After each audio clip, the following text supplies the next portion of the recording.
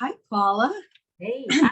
Nice to How are meet you. you? I have Jordan on who's going to be taking notes today, and Okay. Nina's going to be joining us in just a second. You send me What the are you Zoom. doing? You send me the Zoom. What's that? You send me the Zoom recording. The copy? Sure. Okay. All right. Jordan, will you remind me to send that to her? Maybe you can even do it. Yes. To send her a copy. So it's really nice to see you in person, and I'm really looking forward to working with you. I'm sorry you're suffering with some psoriasis, and I was looking at your website. What a beautiful site you have. Oh, all right. Thank you. Thank Yeah, you. it's really, really nice. I need to redo mine. It's Well, I mean, there's parts that I have to update. I haven't it's not that relevant like the about you, but there's other parts that I want to change around because I recently, a little over a year ago, I went and I got my emphasis and focus is now in stress mastery. Okay. But of course I bring in the nutrition part related to that. But I just, I just want to change.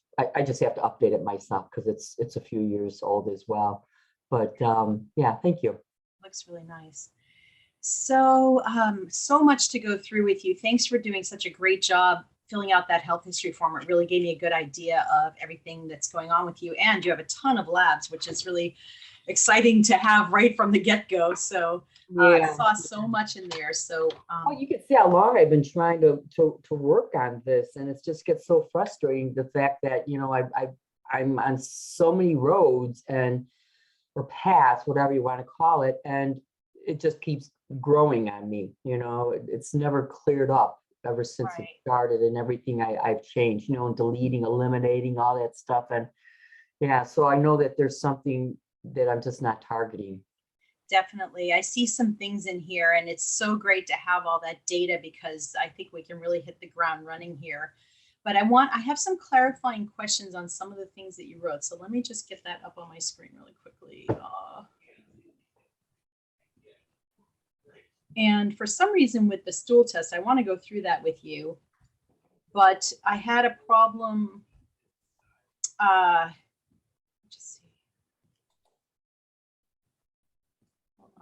I had a problem uploading it again when I went to upload it because it's lumped in with a bunch of other labs. So when I clicked on it, it just cheapers. I'm trying to get that up. Give me just a second.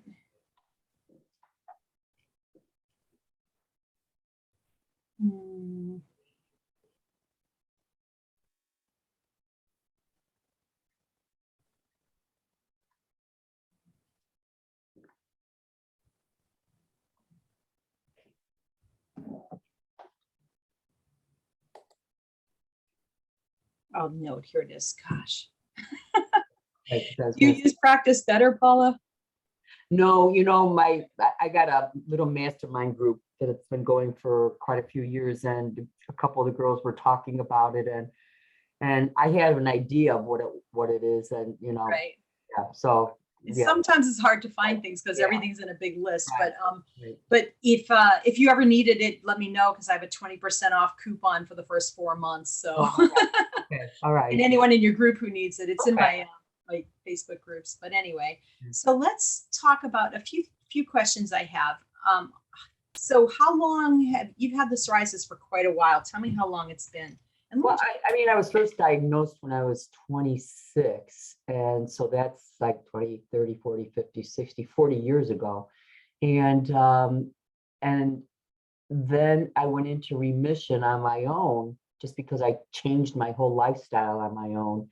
And my lifestyle then wasn't anywhere near what it is now. Okay. I was a smoker. I was drinking. I was eating all fast food. I'm a nurse. And so, I was always working double shifts and all that other kind of stuff. So I just went cold turkey on everything because I started having kids and I was like, I can't do this and this at the same time. So I became more active again because I broke away from that, and I got involved with it was one addiction to another addiction. So I got addicted to being an athlete and a late bloomer, but I got very active, and so I went into remission probably at 32, 29, 30, 32, How old 33. were you when you first got it? You were said teenager? No, well, I was 26. 26. Okay. Yeah, yeah. It was a year after I got married, and I remember the derm saying it's either high uric acid count or stress. And I go, I don't know. I think it's stress. It's stress. Right. And then, but it was, as I said, at that time I was going through, I had gone back to school to be trained as a perfusionist that's operating the heart lung machine. And, so that was a very stressful career that I was in for quite a while. But yeah, I stopped smoking, I stopped drinking, I stopped eating fast foods, I cut out sugars, everything. And I thought I created IIN's program, to be quite honest with you, because when we started the program, it's like, oh my gosh, I do this stuff already. I thought I came up with this whole idea.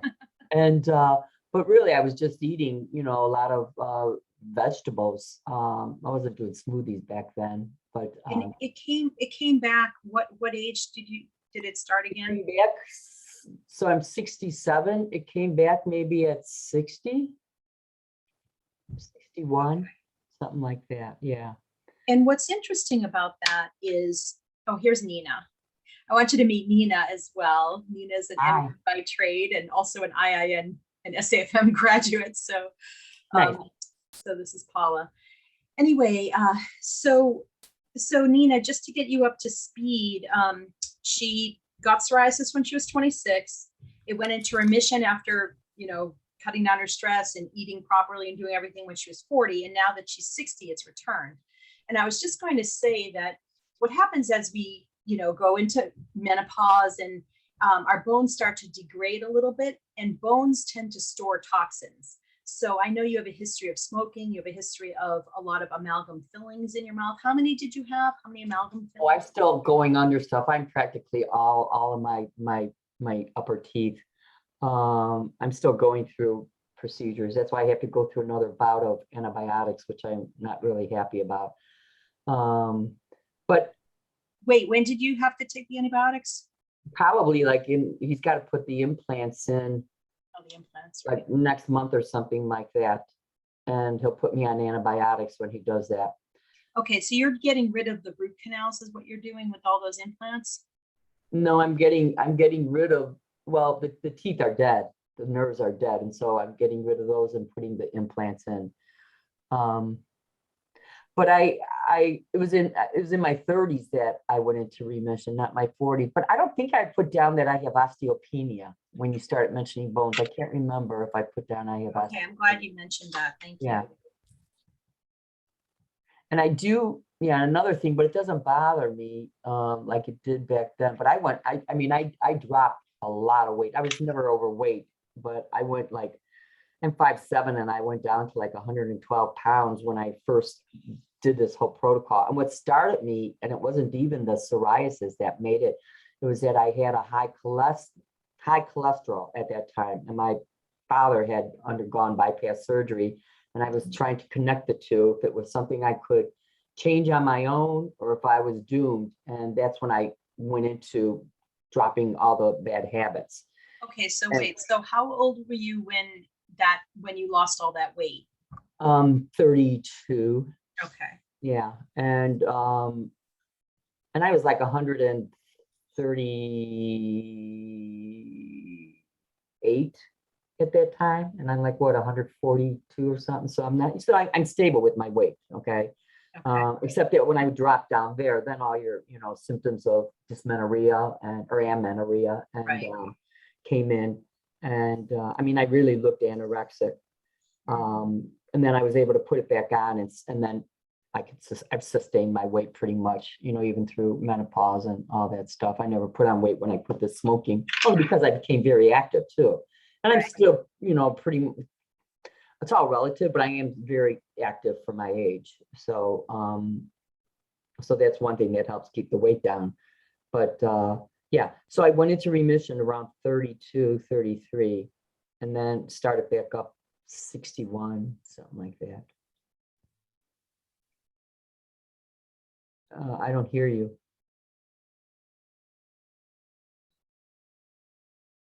Paula, what do you think triggered it again? What's your gut feeling?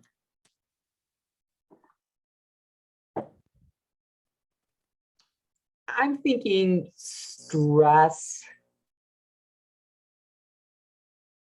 Now I'm thinking it's just stress. And then as I think back then, I went through a divorce. How old was I when I went through a divorce? Maybe in my mid 50s, I went through a divorce. And then all my children were moving on. Everybody was out of the house. I sold the house. But my life wasn't in a shambles at all. You know, I had control over everything. I moved, and life. The only thing that changed was that it was different family structure. My boys, one went out to Afghanistan, one moved out to California. My girls are local here, but the boys are still out of state. My activity has decreased only because of time and age. Like I'm not as fast as I used to be, which is all relative too. I don't know. I mean, I started drinking some wine, but I don't drink. I mean, I probably haven't had anything to drink for a couple of years. Because it just, I like to have such a clear head. I don't even take any mood altering stuff. I don't even take pain pills.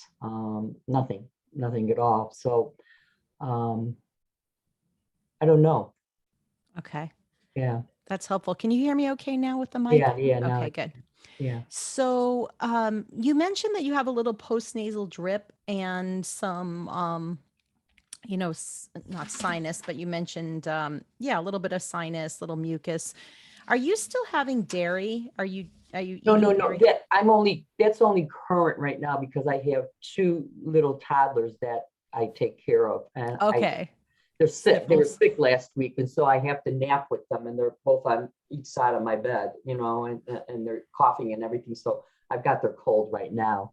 Okay, but normally you don't have the cold and postnasal No, drip. and I Okay. don't do dairy. Okay. I might have a little bite of somebody's cheese, like if they have a mozzarella, if I give them a mozzarella stick or something like that, but Right. I'm not really a dairy. Actually, I am a dairy person because they said that goat cheese was tolerable. So I occasionally sprinkle goat cheese on my meat and vegetables, but Okay. not a dairy drinker or anything like that. And with psoriasis, it's a good idea to start out with some eliminations. And I know you've done a ton of food sensitivity testing. Do you do gluten right now? No. Oh, do I don't take, do I eat Do you do gluten? any bread or any soy sauce, anything that would have gluten? No. Okay. No, I don't do it. Plus I even look for it in places, but I'm not when I went through that whole kick 30 years ago, automatically it was like no pasta, no bread, and I just feel like I'm eating cardboard when I'm eating bread. So it's not something I miss. If I do any kind of noodles, which I don't do those anymore because there's what's that bean that's supposed to be that triggers you? It begins with a C. What's in hummus? Chickpeas? Chickpeas or peas. Yeah. Okay. So there's noodles out there that a lot of things are chickpeas now. So it's like I got to start watching. Well, I have been watching that. I used to consume chickpeas like crazy, and then one of the the diagnostic friend was reading up and saying how the end protein of chickpeas is related to I think I can't remember back, and this was when we were doing the GI map, that there was an intolerance there, even though in my intolerance food testing that I did, chickpeas came up normal, but it's an end protein, I guess, in chickpeas that there's an intolerance to. So I don't use that unless it's on occasion, but I'm not like I used to when I found out about chickpeas, because I wasn't much of a bean person. And then I was like, chickpeas, oh, these are I could eat Right. 2 cans at one time, you Right. know, just sprinkle some garlic salt on them, but I don't do that at all. Yeah, no, that's fine. So we'll go through some of the food recommendations at the Okay. end here, but have you had, now you said you did have silver fillings. Let me just make sure I'm clear on this. You don't have any now, they're all gone, 100% gone. And when you had them removed, did you have them just drilled out by a regular dentist when you got them replaced? Or is that Versus a what? versus like a biological dentist who would No, just my regular. just regular dentist? Yeah. Okay. And how many did you have? Do you know about how many fillings you had? I had such poor dentistry as a child. I've had bad teeth ever since I was like a teenager. Same here. I get it. And all my siblings, they've had their teeth ripped out. So might you have had like 8 or 10 fillings or something like that? Maybe, yeah, maybe a little less. Okay. I'm trying to think, maybe 5 or 6. 5 or 6. Got it. Okay. Okay. And so are you currently training for triathlons and No. I just keep myself active. okay. And I'm not going to do races anymore. yeah. Okay, good. Yeah. And yeah, so, yeah. and I can't believe I'm really impressed that you're able to do those. That's a ultimate athlete, but I'm curious with the training in the pool. Did you swim in a swimming pool or you were mostly out in the open water? No, it was a swimming pool when I was on master's swimming. Yeah. Okay, so you spent a lot of time in a pool. Okay. And one of the things we look for with psoriasis is toxicity. There's a few things that are really red flags. And yeah, unfortunately, with a lot of swimming, I used to swim a lot too, and I had an autoimmune disease, but is the chlorine that they put in the water. And so that can displace some other halides in your system, like iodine, which are really important for your thyroid. And there's things that we're going to look into, but that and I'm seeing like between the history of the smoking, I know you quit a long time ago, and perhaps the mercury fillings, the amalgams may have leached out some mercury, especially when you get them drilled out. There's a big exposure to mercury, and that can be a real driver for autoimmune. But one thing that it does with mercury that I'm thinking of specifically is that when you have a high level of mercury in your system, and maybe you don't clear it as well. You and I might have the same level of mercury. One of us may be a lot better at clearing it than the other. I couldn't clear the mercury. I had crazy high levels and a really high autoimmune skin issue myself.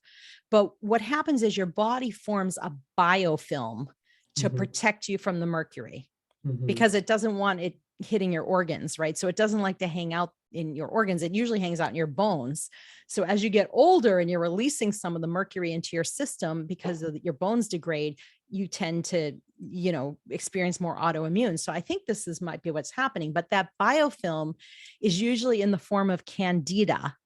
And you had a crazy high level of candida on your GI map. So I am thinking that I know Nina and I like to call it a mercury sandwich, right? So you have this crazy high level of mercury and your body's trying to protect you. So it produces more candida, which wrecks your digestion and it wrecks your gut lining, right? So now you have this whole autoimmune thing where you've got this leaky gut situation where, you've got a situation where things that aren't supposed to be getting into your bloodstream do, and your immune system's on high alert. And it creates this whole autoimmune dynamic, and it's attacking your skin, just like it did for your mom. So I think I'm seeing this. I think this is one of the main reasons you have an issue with psoriasis. And that's something that we can work on with you. I'm glad you have the amalgams out. I would have liked to have seen you go to a biological dentist to do it. It's a little more, but I didn't know any better either. I used to get them drilled out until I finally, to get the rest of them out, I went to one. But the point is that we're going to have to do some binding of that mercury. And once we get you to a place of strength, Nina will work with you on really chelating it strongly out of your system. If we did that now, you might have worse psoriasis. So we want to get you to a place of strength where your digestion's working pretty well. And then we're going to have to do several rounds of detoxification to pull it out of your system. And there is definitely herbs and supplements you can take that help upregulate the detoxification and pull it out. And there's food you can eat that will help that too. So this is going to be a process to do it. But the good news is that, mercury, I will tell you, is probably, aside from plutonium, the most toxic thing a human can have. And so the good news is it can be pulled out. And my mercury levels went from off the charts down to 0. And I know you like to have data. You could actually do a mercury test to see where your mercury level's at, but I'm going to just assume that you have high levels. I mean, your labs are screaming it, but I'll show you some other things that are happening that I think are going on with you when we go through your labs. Because, well, first of all, what about the chlorine and swimming? Because I did stop swimming like 6 months ago, but I wasn't swimming a lot. Well, actually, we were all forced into not swimming, so that happened. And then I went back to swimming when they opened up the pools, right? Right. And then I was doing that, but then the fear came out about the vaccines being transmissible, okay, and going into the water. Right. You know, if you heard anything about that. So I stopped swimming then too. But I was swimming really, really hard. I mean, I was on a master's team for 15 solid years, and I was swimming 4 times a week, and I was in that water a lot. And my psoriasis wasn't bothered at all. So are you saying that even from 15 years ago, I take this, it's been like 7 years since I've been on the team, and it's now catching up, or what? Well, I'd like to see, actually, one of the tests I'd like to order is a full thyroid panel to see if there is some, you only had your TSH taken, which doesn't really tell us too much. But if you look here on the screen, and it may or may not be an issue with you, but this is a periodic table of elements. If you look at column 17, I don't know if you can see that. Can you see that good enough? Yeah. So these are the halides, and fluoride's one of them. So if you're using a fluoride toothpaste and it gets through your gums and into your bloodstream, that can be a problem. Chlorine's another one. Bromine's another one. I'm glad you gave up the bread, because brominated flour is a big problem. But the important one's iodine. And oftentimes, if you have so many of these in your system, the other ones in your system, it competes for the same receptors. So you may not have enough iodine. It can displace it. So eating seaweed is a really good idea. I don't know if you eat seaweed at all. I was eating just the dry seaweed, but I just forgot about it. Yeah. So dry seaweed would be good as kelp sprinkles. It's just sort of a way that you can sort of hedge your bets on it. We don't have any proof of it, and it's not really my first priority with you, but it's just of note to me, the toxicity in total. And, with cigarette smoke, there can be an awful lot of toxicity in terms of cadmium, lead, arsenic, formaldehyde, and maybe after 30 years, maybe it might be out of your system within 30 years. Maybe it got stored in your bones, and as you're into menopause now, it's starting to release. You have the osteopenia, your bones are degrading a little bit, and this is getting released. Now, the good news with the osteopenia is that there's things that we can do to really strengthen your bones to make it so you don't degrade like you're degrading. We can actually help repair that. So the good news is that's repairable, and that's something that I'm going to help you, and Nina will help you with.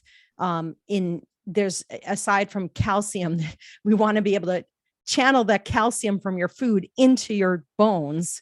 And the way you do that is through minerals like magnesium, vitamin K2. These all help.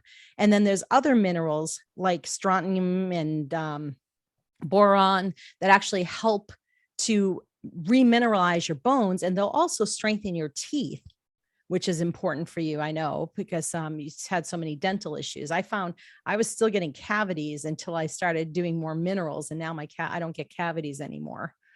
So there's definitely things you can do for that, and we'll make some recommendations there that I think are really going to help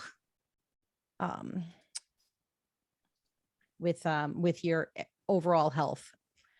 And we'll give you some things you can start on right away, like magnesium. We'll talk about that in just a minute. But okay. And then, oh, you said you had some depigmentation on the shins. Is that from the psoriasis, or do you really have No, so all these other, I'm just getting like, like all these red under, they're flat, but it's under the skin, they're blotches that are showing up. And then I went for an overall skin check, and I had a couple of precancerous. I had one precancerous on my chest, and that was burnt off. And then I had on my shin, I actually had this was last summer. It was a cancerous one, but it was capsulated, okay, and so that they could remove it. So I had to go in, and it was just in his office, and he just took a chunk out and cleared all the surroundings. But I've got like, I don't know where that derm report is. But I have other, and the funny thing is that she doesn't know what they are. And, she's like, I can burn them off. They're not cancerous. And I go, well, yeah, burn it off. So just on my shin, I know I can tell what is definitely psoriasis, but then there's just some red flat spots, okay, that show up. And that's why I was wondering, you're not thinking anything about my liver at all? Well, yeah, I mean, I am, just in terms of some of the labs that we see where there's a marker called the anion gap.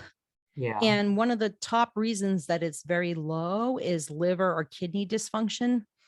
And your albumin, one of the things your kidneys are doing is they're turning over quickly, which is a sign of toxicity. So you had, your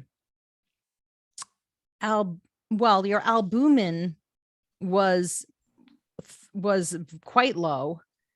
And this is also a sign of, liver, kidney dysfunction. It could be some toxicity causing that. But there was something else I was going to say about your GFR, the glomerular filtration rate, was 100, which is really kind of high. We like to see it over 60, but not quite that high. So your kidneys are working to filter out something, and it's not a blood sugar issue, I'm sure, with your diet. It's your diet looks really clean. I think it's toxicity. Why, your kidneys are working hard to get rid of things. So there's some signs here of some liver kidney possibility of issues.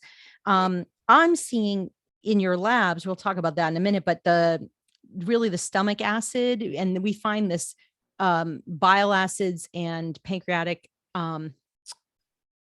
output are low with people with psoriasis. And that's one of the top reasons the bile issues and perhaps some congestion there is one of the top reasons people get psoriasis. So that's one of the things we'd like you to start on, is some digestive support.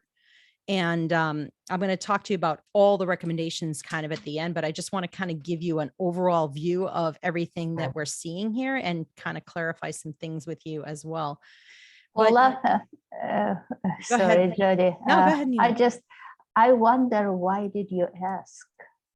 You asked the question, do you think it's liver? Because when I had functional testing done, we were talking about congestion in the liver.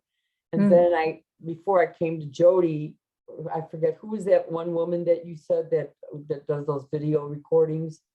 She was talking about. Oh, Tracy. Yeah. Tracy. Yeah. I somehow stumbled across, because I've been doing so much research on psoriasis, and I'm in a psoriasis group, and I don't participate. I just listen and see what everybody else, is doing. And they somehow came across about bile and liver congestion. And then I came across Tracy's thing. And so that's why I was wondering, because then I ended up getting the bile acids, the Gero bile acids came in last week. So that's why. Why are you asking? I'm really glad you're actually on that supplement. Are you taking that? I didn't take it yet, because I thought you wanted to do a test to see if I needed to take it. Right. And I'm going to say, go ahead and start. So I would like you to take that before each meal. What's that, Nina? I wonder, how do you feel, Paula, if you eat something like, if you cook yourself like fatty meat or fatty chicken, some like animal fat. How do you feel in your tummy? Good I'm not a question. real heavy meat eater for one thing, and Mhm. for since my 30s, I've always been one to, the meat I eat probably the most is like chicken, and always Mhm. cutting the fat off the chicken.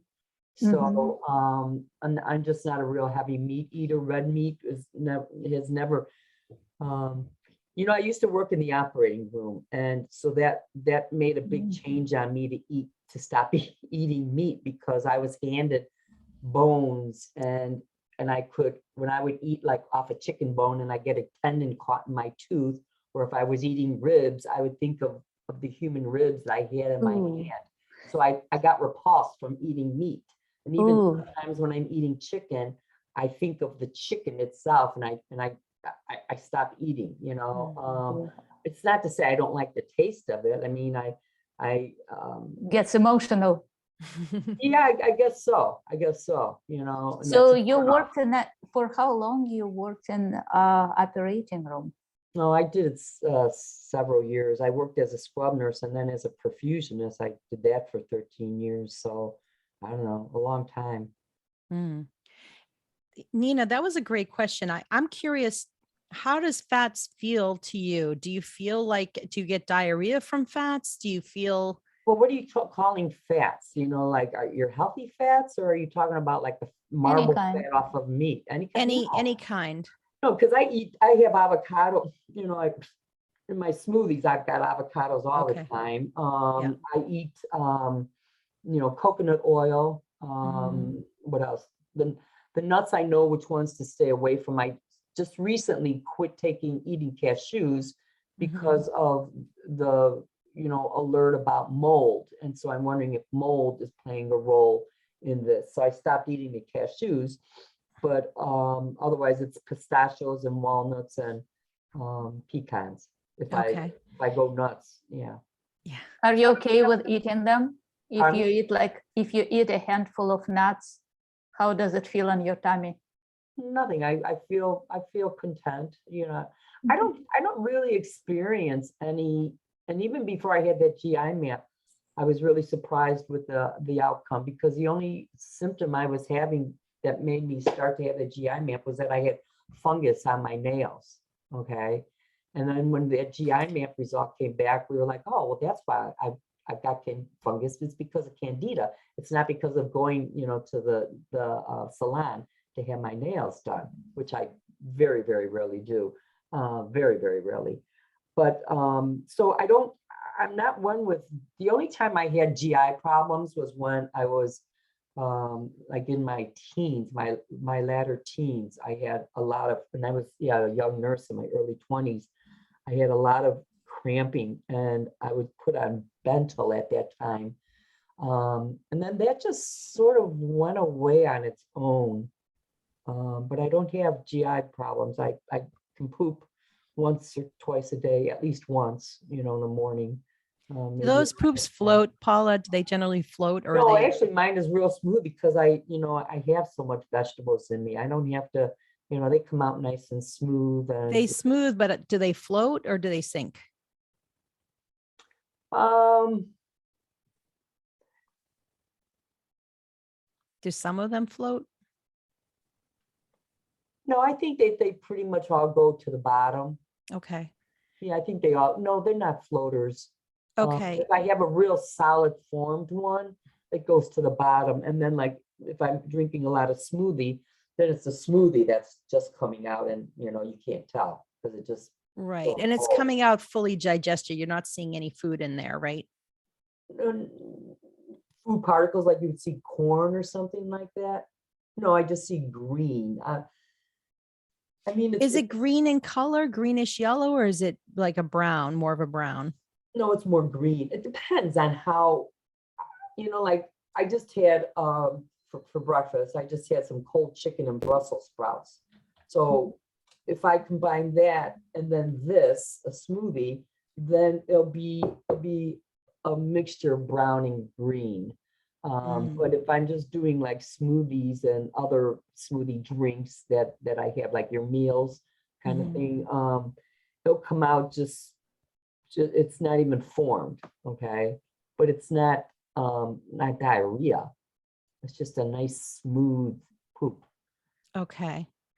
The reason I'm asking is green or yellow in a stool is definitely a sign of hepatic biliary issues, like the the gallbladder and the liver. So I It's not green because I'm drinking all green. no, even if you're drinking all green, it shouldn't come out all green. I So have a lot of green ones that come out. yeah, but I have tons of greens too, and it doesn't come out green. I think that what part of psoriasis, a big part of it is that bile acids, and I'm glad you got those bile acid factors, because I would like you But Jodi, if I don't drink this, then they don't come out green. So what does that mean? If I don't drink a smoothie for a couple days, I won't have okay, green all right. stools. I'll have brown stools. But maybe it's just not digesting completely, where it's I don't think still, I'm doing well in digestion altogether. you think you are. Okay. No, I don't. I don't Oh, think you I- don't. I- Right. because Okay. of what my GI map is saying, and I don't think I'm doing well with digestion. Yeah. I mean, it does, it can be because of a lot of green vegetables, but it's more, um, the bile. I, I think it could be a combination of the two, but in either way, one of the first things I would do is have you start something like the Jarrow bile acid factor. So I would like you to start that Okay. before each meal. Okay. Okay. Like So how far ahead of each meal? Like 20 minutes, or do you have to have an empty stomach, you're saying? Nina, what do you like to do with that? Right before. That's what I say. Yeah. So right before you eat, just pop one. And does it say 2 on the bottle or 1 or Actually, I 2? think it says four capsules. 4. Okay. Start with one. Start says- with 1. Just take 1 to 4 with a fat containing meal, or as directed by your Right. doctor. Okay. Start Okay. with one. Start with 1 before Just one. each meal. Okay. And what you're going to do is after about a week, have 1 before the meal and 1 in the middle of the meal. Okay. So we're going to just start with 1 before the meal.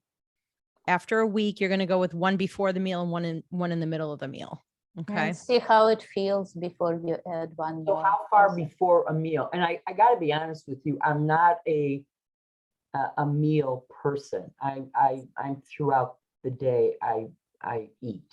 Okay. Okay. I don't sit And- down and have breakfast. I don't sit down and have lunch. I don't sit Right. down and have dinner. Oh, that's the nurse, right? Right. Yeah, well, I did with when I raised my family, okay, but then, a lot of it I think is really just being on my own and not having the set time. And then plus, when I started becoming so active, I eat according to my needs, if I'm really hungry. Like I don't really need, and I was going to ask you about intermittent fasting, but I don't wake up hungry. I can go for a few hours, before I really feel I'm hungry, like my stomach is really hungry. Okay. Yeah. I think it's a good idea to let the cleansing waves happen. If you want to intermittent fast, if that feels good to you, I think it's a good idea with what's going on with you. And then eat when you're hungry, but I wouldn't keep grazing throughout the day because it doesn't allow that migrating motor complex to work as well. You're better off doing, maybe if you feel good eating 4 times a day, do 3 meals a day and a snack, but don't graze. Don't just grab a handful of this and a handful of that throughout the day. Maybe let me explain a little better. So Okay. I made a big Vitamix smoothie. All right. And Mhm. so I will drink this for the next few hours. Okay. Mhm. So it starts off like a little bit after my breakfast that I had. Okay. And then I will continue as I'm working here. And then before you know it, it's noon, and then I'll still have some. So mine continues on through the day. I just don't, it's not like I finish this and then 2 hours later, or 3 hours later, I go and I eat something else. It's more of like it just drags on. Or sometimes if I'm going to be out in the car or out somewhere, I'll have 2 smoothies with me, and they're for specific. One is a actual meal smoothie, kajava. I don't know if you ever heard of kajava at all, but it's a really good mix. And so I'll have that at a certain with chia seeds, and so I'm filled, and it can last me for a long time. So that's the kind of meals I have. If I, yeah, pretty much. So Nina, what are your thoughts on that? I mean, I feel like you could maybe try to finish the smoothie within an hour and just let your stomach rest between, or let your digestive system rest. I mean, Nina, what are you feeling about this? I don't know. We'll experiment. We may have to work on experimenting with it. because- Paula, you're a strong woman, and you have your routine, you have your habits. You believe it works for you. I don't know. I mean, plan. it's just, I'm just saying that it's just something that I've been doing. I'll go ahead and I'll finish this up, and I'll, if you're saying to give myself a rest, then, give myself a rest. Ideally, our digestive system is not made for grazing. Okay. We're not cows, and cows have two stomachs, actually. They Okay. graze in stomach thought it was number 4. 1, which serves as a storage, and it goes to stomach number 2, which does actual digestion. Okay. And if we had 2 stomachs, then your system would be just perfect. But we have just 1 stomach, and our digestive system is designed for meal rest, meal rest, Okay. meal rest. And I really appreciate that you don't feel hungry in the morning. That means it means that you're well in touch with your body, which is absolutely wonderful. And it also means that your body is asking for more rest in the morning. And I agree with you, it will be a good idea just to honor your body request. And I think your digestive tract would appreciate some breaks in between meals. And also for you to be fully focused on your meal when you are eating. Okay. Because when you are sipping on your smoothie in between of doing million things, then you are not fully releasing digestive enzymes. Okay. It's kind of... So how many times a day do you want me to do this then? If I Bile acids, yeah. they have to correlate with your meals.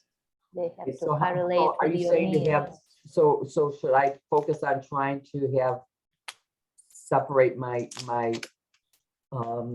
grazing to 3 times a day? 3 times a day or 4 times a day, And then do the whatever bile, works better with your hunger. I would suggest you to create meal time and rest time.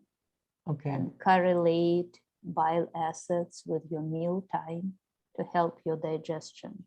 So what about the times of the days that I really have no appetite at all? Like on Then don't eat. Then don't worry. But what about with the bile acids? Don't worry about bile Don't take them acids. then? Nope. It's only for digesting your food. So you don't take it on an empty stomach. You take it before you eat, All right? All So right. that's when you want to be Do taking you still it. take a digestive enzyme with the bile acid? That is a digestive enzyme, the bile acid. So Not exactly, but you take it together with digestive enzymes. take my Right. Well, it is a my digestive enzymes, because I'm on digestive enzymes, and so Oh, what do you take? I think I wrote down there. It's in that I have a star there of all the vitamins that because I saw this functional chiropractor and he did muscle testing on me, and so I'm on a boatload of supplements from him, and the ones with the stars are from Optimal Health. Oh no, that one might be from. Yeah, I saw. Oh, this is only bile acids. I apologize. I was looking at you're right, it's completely bile acids. I thought there was some digestive enzymes in there, but I'm not seeing on your record all the... Didn't I have digestive enzyme? No, I attached a separate, somebody emailed me, Terry. You emailed it to me or you put it in? Yeah, I have it. I have it. after I closed off, I submitted, I was like, oh my gosh, I forgot to put the supplements down because Oh, okay. Nina, can you I bring it went up on and the screen? I Can you put it documented up? I documents Just show there. us. For some reason, this file refuses to. All right, I will find that in just a minute. We'll go through it because yeah, no, you should, if you're on a digestive enzyme, I would continue to take it with your bile acid before a meal. Okay. Okay. I don't think there's any bio factors in there. In the Yeah, one that no. I'm taking. Okay, I'll take a look at it in a minute. And you mentioned the depigmentation on your shin. Is that just from the psoriasis and I know you started talking about it and Well, psoriasis grows over things that were like if you've had any surgical procedures or any cuts, you get psoriasis there. And a long time ago, I had a laparoscopy, and that was proof right there that it showed up on my belly button. I got a little psoriasis there. However, one time I cut my leg with a circular saw, and I Ooh. never got psoriasis there. But when that growth last summer that he cut out, psoriasis is on top of that. And sometimes psoriasis will show up after a bruise too. And I do bruise easily. I've always bruised easily, and I don't know why. And even before I was taking supplements in my lifetime, I would bruise easily. But a lot of my, conventional lab works always came back in the norm. okay.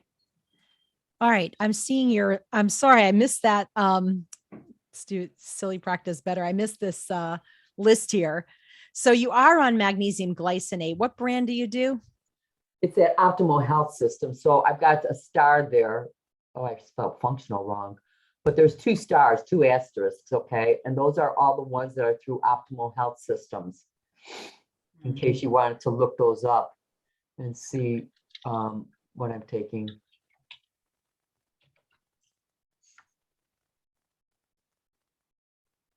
I just want to see their magnesium. I'm not familiar with it. Are you, Nina? Is this the one you're on, the essential? Yeah.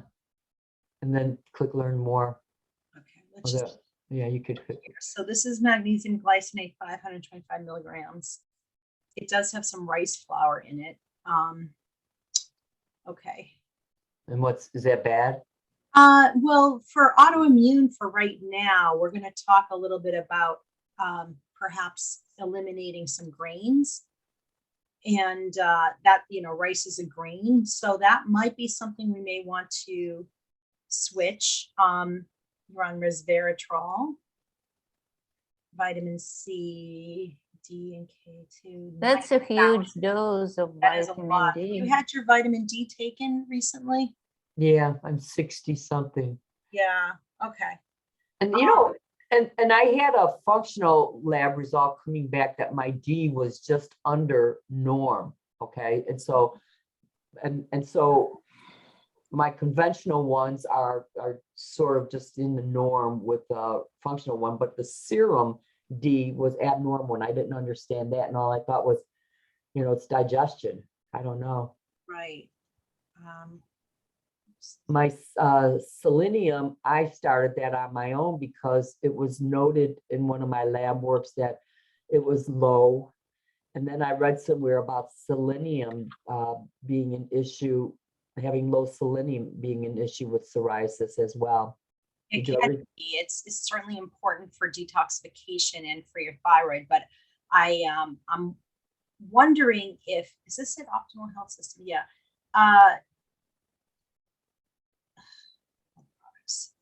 I am wondering 400 micrograms a day. If that's too much, you want to be careful not to go overboard with it. But I'm curious about their, it's just called vitamin minerals. Paula, I think those vitamin minerals are a bunch of the B's. Right. We'll go to learn more. I think that's where you get. For how long you've been taking all these supplements? For the ones with the stars since last summer. Okay. And the C was because that was highly recommended for COVID. that you get your C's up high. They're even saying 10,000. Okay. Talking about, did you get sick with COVID? No. Good. And did you get vaccine? No. Good. These all That's have wonderful. rice flours. On adrenal, did they test your adrenals that they put you on an adrenal? This is the functional. He did the muscle testing. Okay. Is optiadrenal, is that a glandular? Do you know? You have to look that up to understand. I don't understand it. Okay. So you would have to look that one up.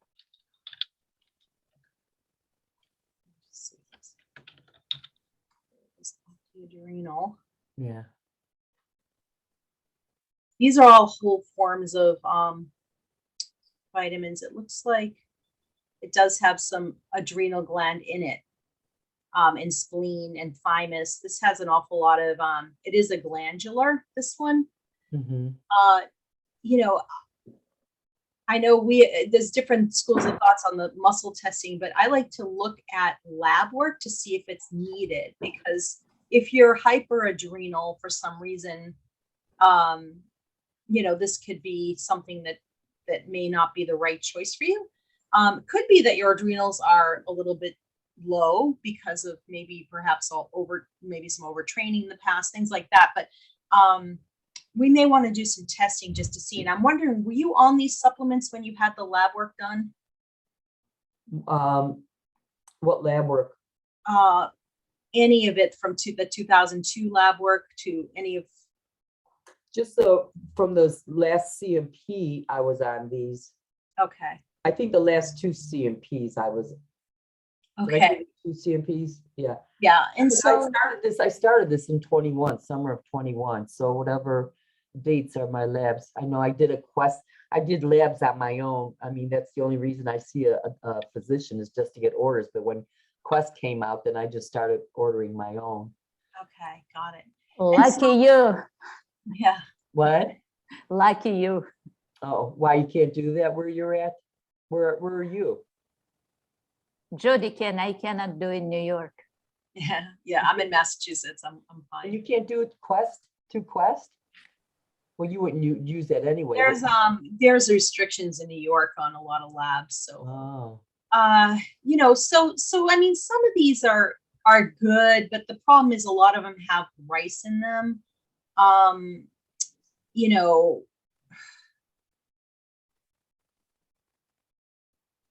That's protect. What's acute? Paula, I wonder, how did you feel after you implementing this whole list of supplements? I still feel the same. The only time I've ever noticed a big difference in myself, excuse me, was when I decided to see this chiropractor because I was having nerve pain, and my one girlfriend has been seeing him for a long time. And I said, I really do believe in chiros. I've never seen one. I said, I'm going to give it a shot. And I'm not a runner, but I walk a lot. And I was, walking like 7 miles a day, and the pain was getting worse. And so I started having treatments, and probably after a month of seeing him twice a week, and I was having gone to get somebody to stretch me as well. I was just like, oh my gosh, my body feels great. But I've never felt that kind of a change when taking any kind of supplements. Right. Okay. And I pretty much generally feel good. You look great. I just have to tell you. Well, that's the camera. I don't believe it. You have a good vibe. It's the Zoom filter. I've got plenty of lines here. But yeah, so that was just seeing the chiro made a big difference in my and doing all the stretching. But I never in all the supplements I've done over the years, like even like taking the aloe and anything like that. I don't feel any different. Okay. And so you're on, is the NAC from this company also, or? No, that's something I just started with the whole protocol for COVID. Oh, okay. And what brand are you taking with that? Oh gosh, I got it. I don't know. It's downstairs. I'll have to send that off to you. Okay. And you're taking alpha lipoic acid, not reduced. No, And this is something, yeah, something with, if you have a lot of mercury toxicity, this could sometimes temporarily make your psoriasis worse. I started doing that a couple weeks ago, and what happened was like 6 months ago, a little over 6 months ago, I went through an autoimmune program, and I was on a lot of different supplements. And the coach at that time was saying, she even said, maybe it's liver congestion, because I kept telling her, she goes, "How are you doing?" And I said, "Great." I said, I'm losing weight, but that's not why I want to do this, and I said, and I don't really want to lose weight. When was it? In the past 6 months. I started it in August, and I think I finished up in just at the end of January. And then, I started the alpha lipoic acid maybe about 3 weeks ago or a month ago. So you were losing weight all the Well, time? I went through the autoimmune, because I really started, I don't know, I just lost an appetite. I wasn't eating as much. And then I was taking the supplements that they had me on, and a lot of them were detox supplements. But I as I said, I lost like 10 pounds, and that wasn't my purpose. Okay. I'm not really looking into losing weight because of osteopenia. I'm not overweight. I'm on a healthy, side. So I don't want to get bony. Right. Well, here's the thing. Some of these supplements I think are a really good idea, and some of them I'd like to switch out. And what I'd like to do, this is going to be so hard. Instead of taking out, yeah, we could talk about it, but I think that the Megaspore is a really good idea. I think that the GI detox is really good. I'd like to know, when are you taking that, the GI detox? I take that as soon as I get up in the morning, because you're supposed to have it first, like an hour before eating. So least, yeah. I'm up early in the morning, and I go for a walk, and so I can do it and not worry about anything. Okay. And are you taking it with a full glass of water? Yeah. Yes. Good. Okay. Because that's one of the first things I was going to say you should start, is like a binder before we do anything else. So I'd like you to make sure you're taking that with a full glass of water, and, at least an hour before eating. Yeah. I know. Okay, good. And then, so why are you taking the melatonin in the morning? Is this for cancer prevention? Is that why? No, he did that as an anti-inflammatory. Actually, he had me up to like 24 milligrams, and I'm very, very sensitive to melatonin. I can't, if I take it at nighttime, well, even when I was doing the 24 milligrams, I just stopped that myself. But even if I take like 3 milligrams at nighttime before I go to bed, I'm wired. Okay. I feel like I'm on speed, and wow. I'm wide-eyed. So melatonin is more for an anti-inflammatory. And once again, I stayed on that. I just cut back, so I wasn't and I do it as soon as I get up in the morning. So I don't have any issues at nighttime. But the only reason I'm staying on that is because that's also a protocol with COVID as well. Right, right. So, I mean, the fact that you have an energy 9 out of 10, is that because of this adrenal, or is this? No, I've always had it. Yeah. I think what I'd like to do, so we don't spend a lot of time here, is when Nina will stay on the phone with me after, maybe Jordan as well, and we will go through your supplements and come up with a plan. Are you open to switching things up? Yeah, I just spent a couple $100 on this custom pack, and so that's why it's hard for me to pull out. I don't know which pill is which, because they're all in a pack. Oh boy. Okay. So I don't know how many days worth of packs. Oh, is that the Zymogen? Is that the med packs? No, this is from Optimal Health. Okay, it's optimal They health do packs. that, Okay. And so I don't have a million bottles in my Right. cabinet that I have to, and I just started that. It cost me like $220. Right. So I haven't thrown that out. But as far as like with the adrenal, what I did want you to check was my were you thinking of doing like a cortisol lab? Yeah, but if you're on the glandulars, it's not going to come out. The test won't come out correctly. So it's we'd have to really excuse me. You can't, there's no sense testing if you're on a glandular because it's going to come out wrong. Okay. I guess we need to talk about, I know you spent $200, I get that. And that maybe it's something that if you want to finish up your dosage of it and then we can switch things up, that's fine. One of the things that for all autoimmune that we look at is taking out the things that are kind of making your immune system overwrought. And those are 3 things that are gluten, dairy, and grains. And there's rice flour in a lot of those supplements. So we could take them out after. There's pyridoxine in the B complex, which I'm not a big fan of it, an awful lot of it too. I'll show you. What are you talking about? In the vitamin mineral pill? No, in that B complex, let's see what's complex. I think it's vitamin. I am Paula. May I share with you my impression? And I wonder what is your own feeling, your own gut feeling about that. To me, it feels like there is a lot of everything. And I'm a little bit concerned, to me, the fact that you were doing this big program just for 6 months, which, as I understood, involved a lot of supplements, and you were losing a lot, like 10 pounds. It's quite a bit of weight, which kind of shows that your body was a little bit of balance. It's a little concerning, and my feeling is that it's just too much of everything. I honestly don't feel very comfortable with that.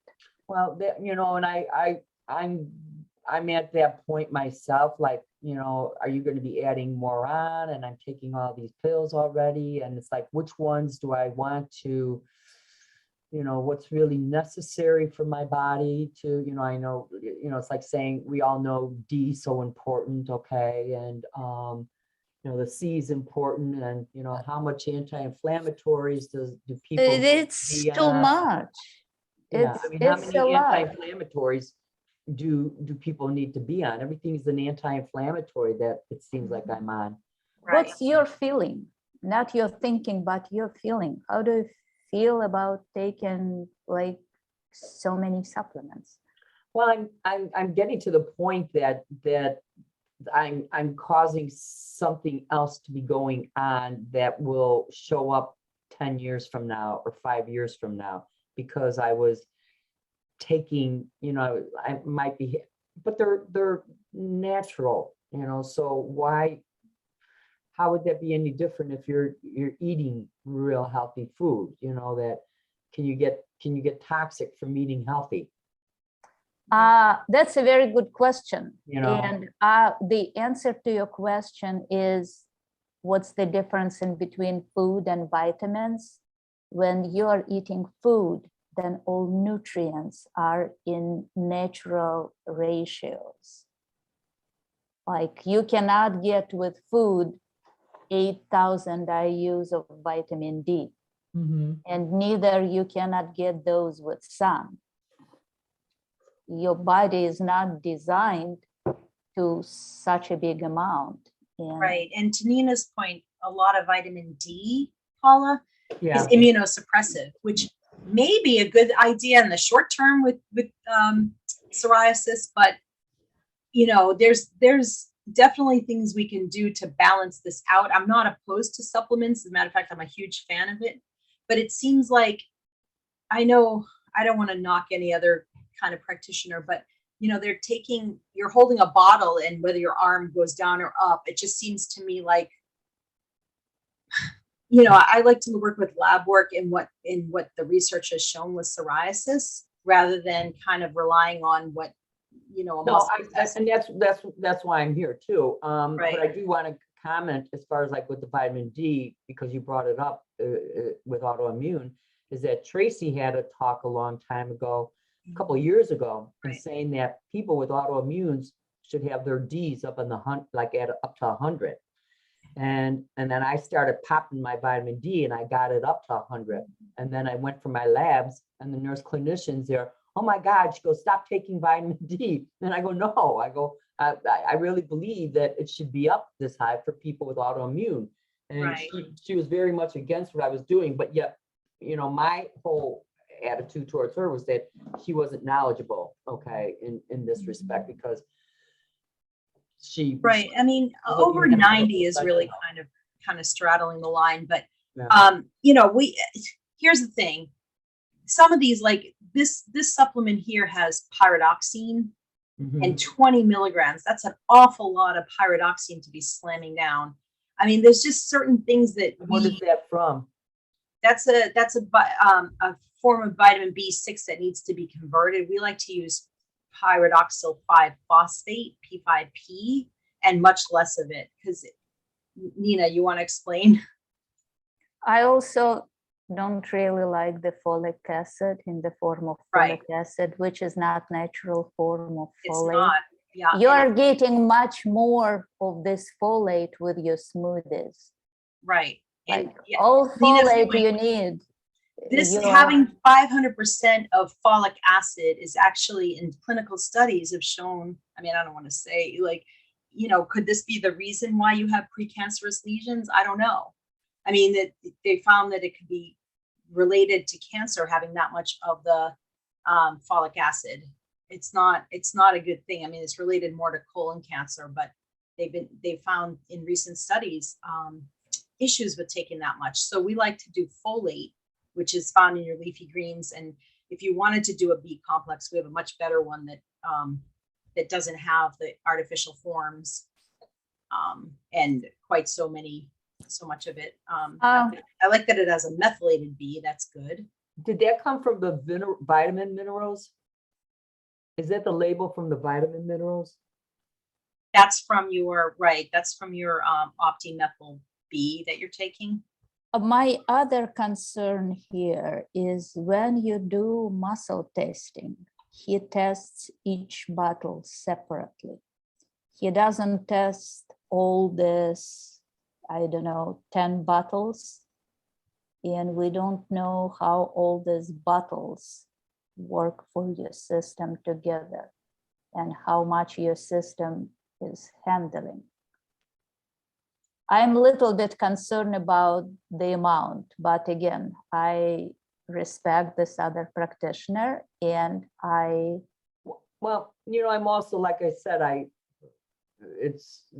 was gonna give him a little bit more time, but what I could possibly do is try and go through, see if I could see pictures of these and know which ones to pull out of my supply, or maybe just put these on hold for a while.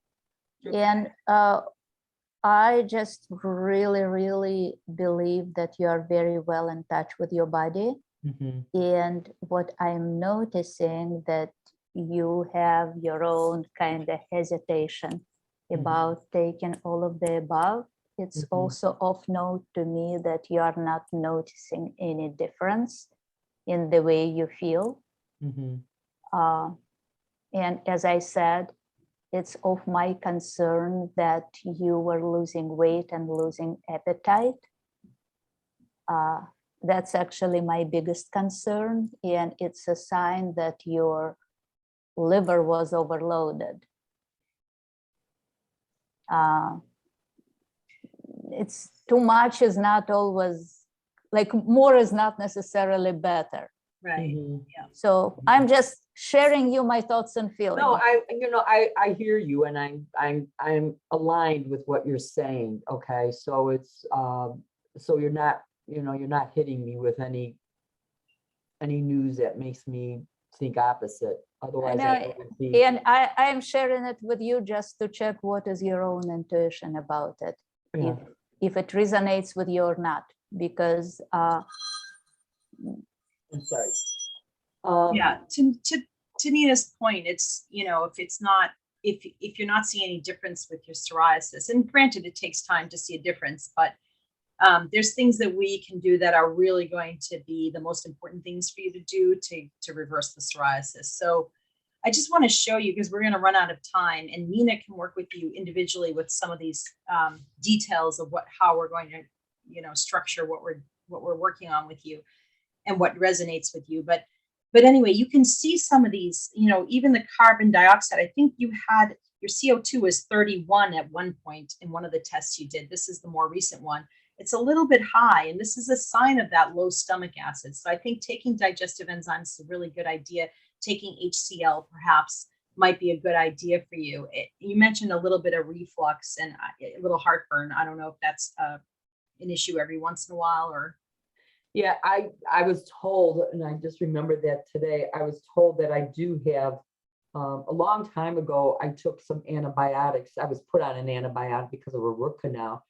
And I went to bed, I swallowed my pill and I went to bed, and apparently for 3 nights in a row was lying on my esophagus and eroded my esophagus. Okay. Oh boy. And so then I ended up having it got ulcerated and everything. And, but when they did the esophagoscopy, they noticed that I had a little hiatal hernia.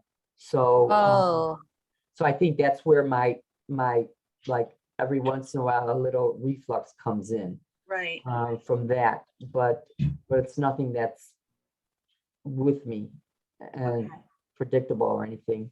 Right. And you know, you had a little H. pylori on your stool test too, and that's something we can work on with you as well to prevent that and coat and soothe that esophageal lining so you don't have. Now, you think this is still, were you going to do another GI map? Because this is like 2 years old or something. Yeah, I think right now I'd like to work with some of the things that we see on there and then maybe retest in a few months, because we have some good data that I don't think was acted on enough based on what you told me in your history. So I think there are some tweaks we can do to really help with that. You know, we mentioned the globulin. I don't know if I mentioned this, but you know, this could be because of the food sensitivities that you have it so low there. Could be, yeah. And it could be a need for some bile acids too, which we discussed that that's usually the case classic with psoriasis that we see that low. This is a little bit on the lower side. It could be, you know, some B vitamins. It could be zinc. So it's good that you're on the zinc. I think you're on an awful lot of it at once. What? You're on an awful lot of zinc at once. The 30 milligrams is sort of high. And then you see let's see. Some of these liver enzymes look okay. Let's just see. There's some other things I want to show you. Let's see. And Nina can go through some more of this with you. This looks good, but we don't have a full picture. And one of the things that I saw in your lipid panel, which was really interesting, is this is not, the cholesterol looks good. I think around 200 is really quite ideal. Yeah, this is when I dropped all the weight. Oh, okay. And I usually run and I manage my own, you know, once I was on statins when I first went into menopause, and then I fired the practitioner. Right. But I usually run around 224. And my HDL is usually on the high end, and my LDL is probably the one I fight. That's usually around my norm anyway. And so these are, yeah, 196 is on the low end for me. Okay. And then the triglycerides are really low, which normally you would think is good. But when your triglycerides are low and your HDL is really high, that ratio can be indicative of some oxidative damage caused by toxicity. So it's just something of note to me. It kind of goes together with your story, Paula, that you were going through this program, and it looks like your detoxification route was very upregulated, and your body did not love it. And it's kind of the reason why you Well, didn't feel good. my triglycerides are always on the lower end. And, the what keeps my HDL up is I'm very sensitive to, if I don't exercise, my HDL will go down. So in order to keep, I can get my HDL up to 100. And it's really because of all it's not up there anymore because I don't do as much exercise as like the intensity of my exercise. But I've always been on the low end with my triglycerides. Yeah, the HDL, you actually don't want all that high. It's a sign that the exercise might have been causing too much oxidative damage when you're doing too much of it. Well, that's what I think is that with all, I'm not a manic in terms of like the triathlons and stuff. I was never first place or anywhere near first place, but I was never last either. But the thing is that, in one day I could, hike 6 miles, swim, 2,500 yards and bike 30 miles in one day. Wow. Why? And I could do that the next day. And I could do that the next day. That's amazing. I would just spread it out. All right. But at the same time, I think that's very stressful. And that was another reason why I backed off, because I was realizing how, it's causing more harm than good for my body. Exactly.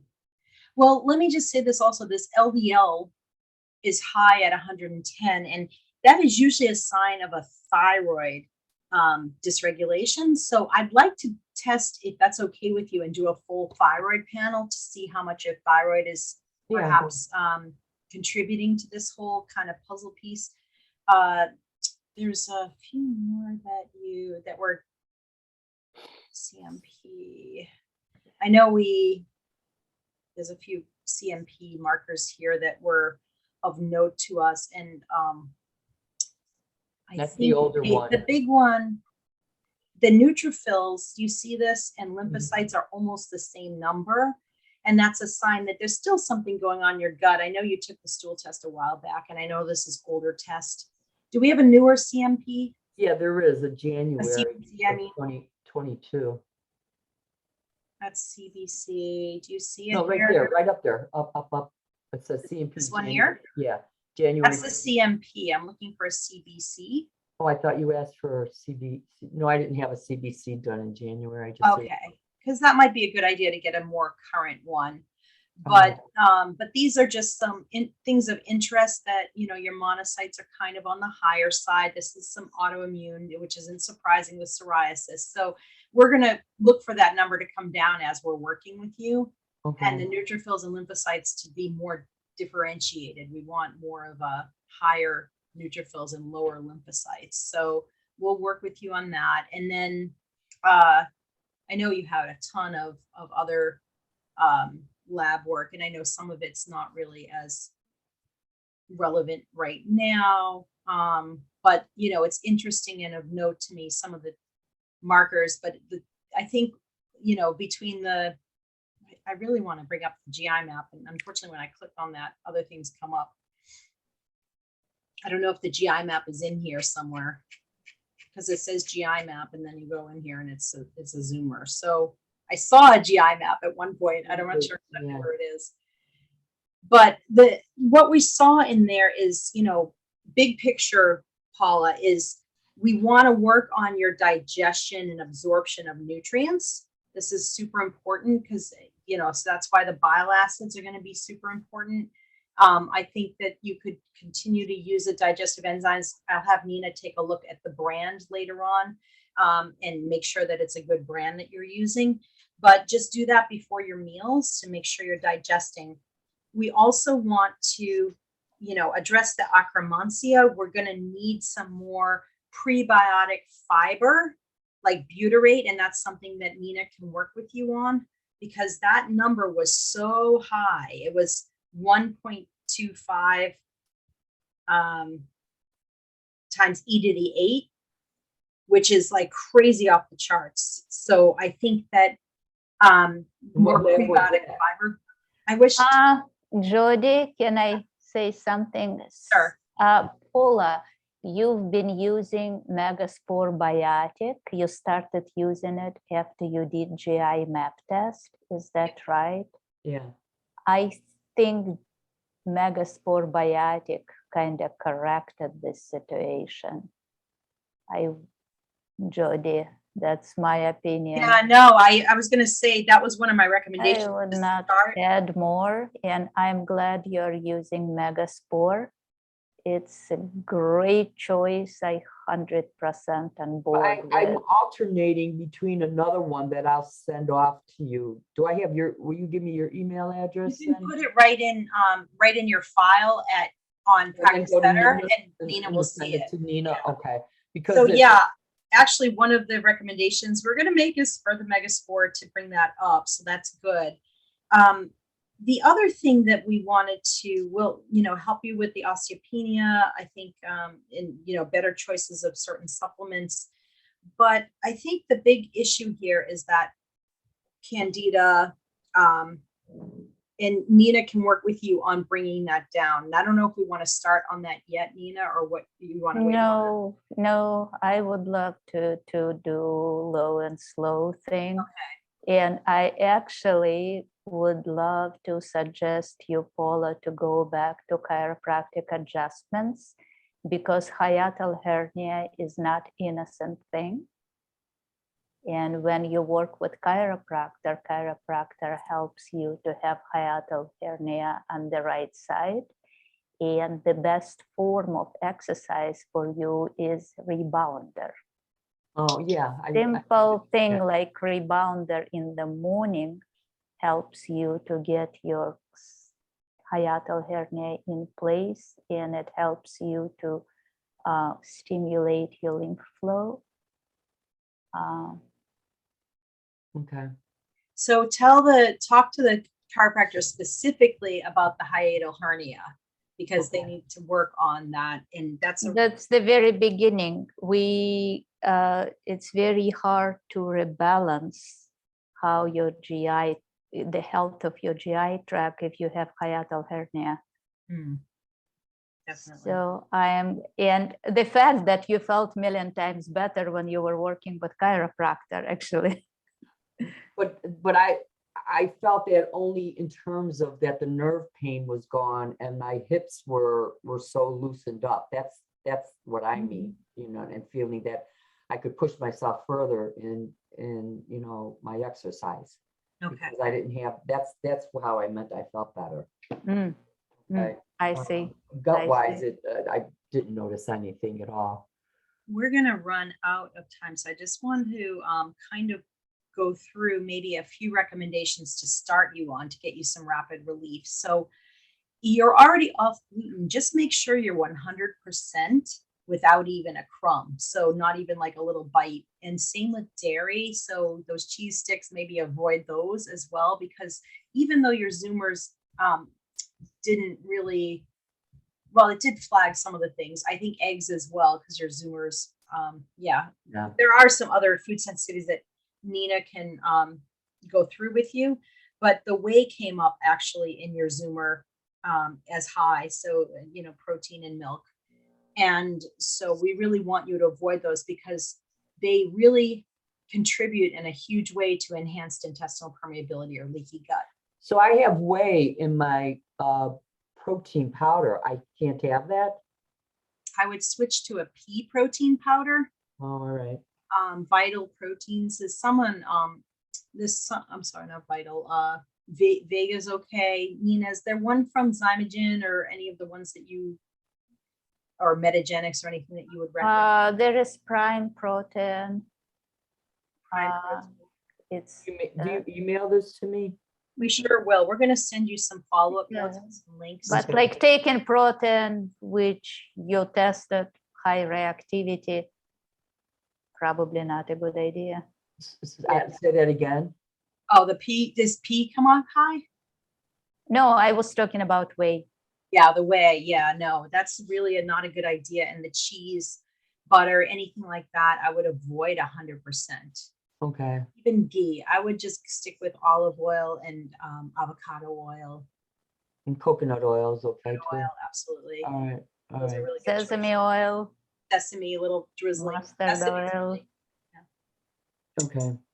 Okay, and then we'll talk about grains another time because right now you're on the rice protein from the supplements. So it doesn't make sense to avoid them right now, but that's something that Nina can work on with you after you run out of the supplements and we could continue to make Well, sure. I can put these supplements on hold and, just go into like just what you think the protocol I should be on right now, because we're Okay, focusing what? so much here. I mean, I know we need to be, you've got my list. And Right. I'm not going to give up D. I'm not going to give up C. But some of that other stuff. Would you be willing to go on less of the D, like open the capsule and dump half of it out? I'll just take, I got capsules and drops, so I just won't take my drops for a while. Okay, or you could do less of it. I'm okay with you taking D. I just think both Nina and I think 8,000 to 9,000 IUs is a lot. Maybe taking more like 3 or 4 is okay. I was when I first got tested on my D, I was 14. And I know you can raise D That's very very low. easily. It was, and So, I was so surprised Paula, because I was out of course, but I hesitate only because of the osteopenia and then the fact of the protocol with COVID. Yeah, I was just going to say, I know Nina has something she wants to say about, but vitamin D is a hormone. Yeah. And it can suppress other hormones. And I saw that hot flashes you get occasionally could be too much vitamin D. How often are you getting the hot flashes? Oh, I don't get them. Oh, okay. You mentioned that as a 1 on your. I did. You did. That's okay. Oh yeah. I'll just I cross don't. it off. No. Okay, Nina, were you going to say something? So we have 2 forms of vitamin D, the storage form and the active form. D3 is the storage form, and you can show very low level of this storage form when it's converted more into active form, 125. Usually when your body is in a state of high inflammation or high oxidative stress, it's like you have a draft and there are more drafted soldiers into active form and you don't see them. And pumping more of storage form is not like throwing off a little bit your balance. So actually I would love to see both forms of vitamin D. And So I would decrease the dose, honestly. I would feel more comfortable with the decreasing the dose. And I totally understand that you feel safer taking it. And I absolutely appreciate your intuitive feel about it because you know yourself better than anybody. But I would try simply decrease the dose and they check the level of both D25 and 125. and 125. So are you okay if we order a little bit of blood work for you, Paula? Yeah. And then can I make my choice as to where I go? Like if it's cheaper? You can order it for yourself if you are ordering your own blood work. Yeah, if they have. Are you okay with that, What are you Jodi? looking at ordering? Because they might not have it. Okay, well, we can just go ahead and put the order through. Either way is fine, but we're looking for a full thyroid panel and I will list all the markers. Yeah, Quest doesn't do that. We're also looking for vitamin D, 25 OH and 125. So both kinds of vitamin D. We need you to stop all your supplements though for 3 days, except for the digestive enzymes. You could take the Megaspore also. You need to stop all the other supplements for 3 days prior to taking it. Are you The going to? bile acid too?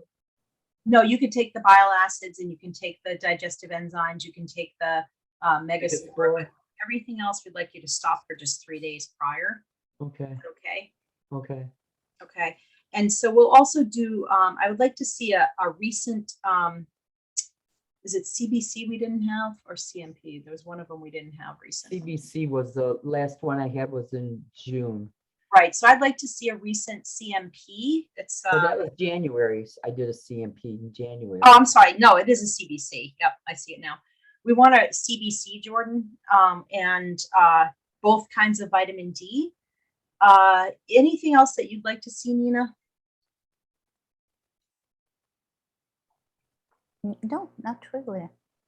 I'm good with what we have. We have a lot of data. We have a ton of labs, so it's exciting. We have to digest all the data you sent us, Paula. And we may want to do another stool test eventually, but I think we need to just work with what we have right now, and then we can go from there. But I think these And are when can you do the, if I were to stop for the cortisol, because I'm really curious about that, my cortisol level, because I somehow think of stress being one of the causative agents in this.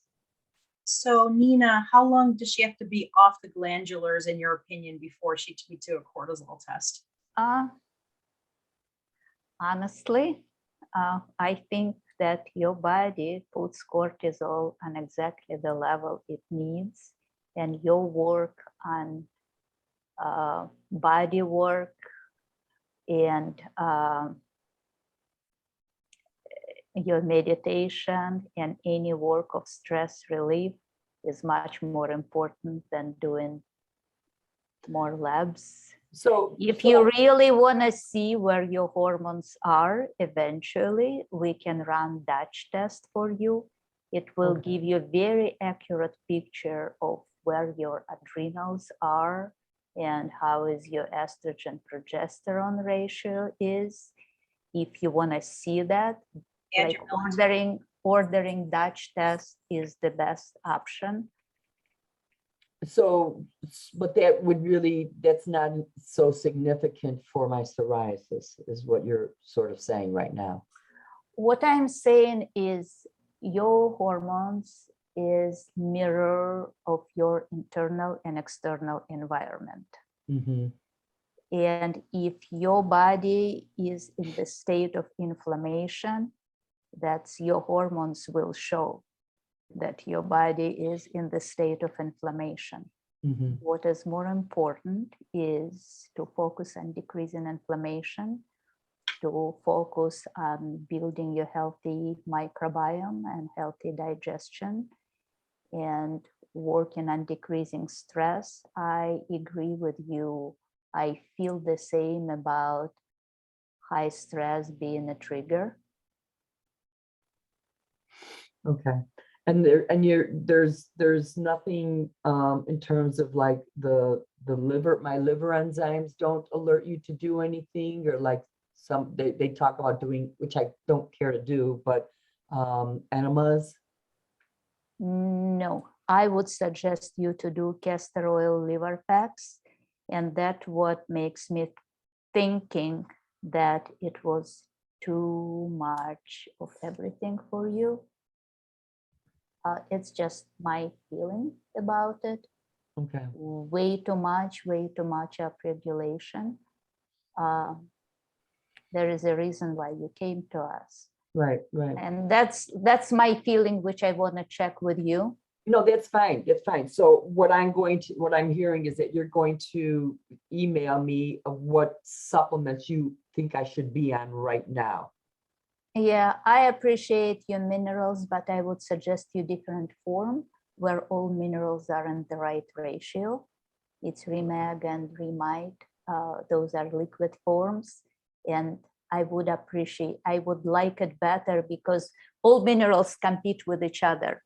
When you're taking a big dose of one, it skews all others. Definitely. I agree. I agree 100% also with the cortisol. We could test it now, and it's your cortisol is going to be all messed up because the psoriasis is going to. That's fine. That's fine. So we can test later when we get, when you get calming inflammation and see what maybe needs to be done at that point, but I'm just curious, if you're open to it, we will come up with a list of things to do in terms of stopping this and starting this. I know I appreciate that it's all in one pack and it's hard to tell, but so you're open to switching it all up at this point, or you are? Okay. No, I want to go along with what you guys are Okay, suggesting. great. You know, I really feel like appreciate just that. starting clean and, you know, yeah. not And be- sometimes there's too many cooks in a pot. I mean, you know, you'll have a practitioner telling you one thing, another practitioner telling you another thing. And, you know, it's sometimes better to just take a break, work with us. You know, we have a lot of experience with psoriasis, and putting it into remission and helping people really heal from it. So we're going to really focus on your goals of what you need and what you don't need. And we're going to make sure that you're just taking what you need and not overdoing it with you, because your system takes a while to heal, and just know that this could take a little while. Sometimes it takes, you know, 5 or 6 or even 8 months to do.